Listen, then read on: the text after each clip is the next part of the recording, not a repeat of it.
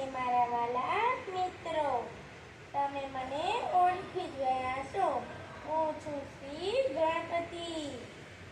વક્રતુંડ મહાકાય સૂર્યકોટી સમપ્રભ નિર્વિઘ્नं કુરુ દેવ સર્વકાર્યેષુ સર્વદા. મારો જન્મ માતા પાર્વતીએ પોતાના શરીરના ઉપકરણમાંથી કર્યો હતો. તેમણે મને પોતાના દ્વારની રક્ષા કરવાની આજ્ઞા આપી હતી. એક દિવસ ભગવાન શિવ આવ્યો, પરંતુ હું તેમને ઓળખતો ન હોવાથી મેં તેમને અંદર જવા દીધા નહીં. ભગવાન શિવે ક્રોધમાં આવી મારું મસ્તક અલગ કરી દીધું. માતા પાર્વતી ખૂબ દુઃખી થયા.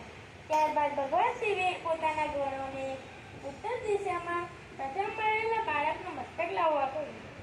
તે મસ્તક હાથીનું હતું. તે હાથીનું મસ્તક મારા ઘર સાથે જોડાયું અને મને ફરીથી જીવન મળ્યું.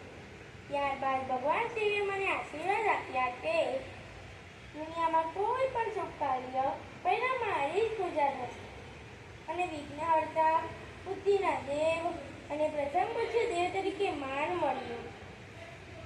મારી શક્તિ માત્ર બળમાં નહીં, પરંતુ બુદ્ધિ, ધીરજ, જ્ઞાન અને સત્યમાં છે. તેથી હું સૌના જીવનના વિઘ્ન દૂર કરનાર દેવ તરીકે ઓળખાવું છું. મારો સંદેશ છે કે હંમેશા માતા પિતાનો આદર કરો, સત્યનો માર્ગ અપનાવો, જ્ઞાન મેળવો અને સારા કાર્યો કરો. ઓમ ગણપતે નમઃ. ગણપતિ બાપ્પા